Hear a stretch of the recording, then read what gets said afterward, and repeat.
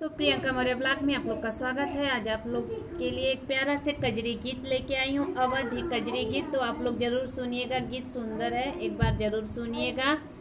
जनक बगिया में फूल की बहार बा, क्यों न लोढ़वार बाना। जनक बगिया में फूल की बहार बा, क्यों न लोढ़वा अरबाना। क्यों न लोढ़वा अरबा, क्यों न लोढ़वा अरबा।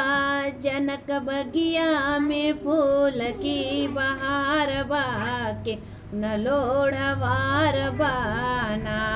फूलवा लोढ़ रामदानी जिकरे सथम सीता रानी, जिकरे सथम सीता रानी। जिकरे हथवा में धनुष क निशानी बा, क्यों न लोढ़वार बाना। जिकरे हथवा में धनुष क निशानी बा, क्यों न लोढ़वार बाना। जनक बगिया में फूल की बहार बा, के न लोढ़वार बाना। जनक बगिया में फूल की बहार बा, क्यों न लोढ़वार बाना।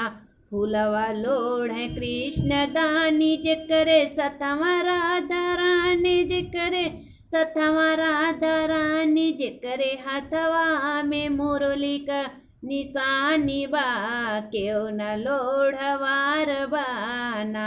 जिकरे हथवा में मुरली का निशानी बा, क्यों न लोढ़वार बाना।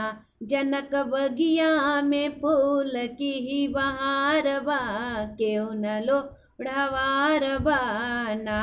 फूलवा लोढ़ शंकर दानी, जिकरे सतवा गौरा रानी, जिकरे सतवा गौरा रानी। जिकरे हथवा में डमरू का निशानी बा, क्यों न लोढ़वार बाना। जिकरे हथवा में डमरू का निशानी बा, क्यों न लोढ़वार बाना। जनक बगिया में फूल की बहार बा, क्यों न लोढ़वार बाना। जनक बगिया में फूल की बहार बा, क्यों न लोढ़वार बाना। फूलवा लोढ़ विष्णुदानी, जिकरे सतमा लक्ष्मी रानी, जिकरे सतमा लक्ष्मी रानी।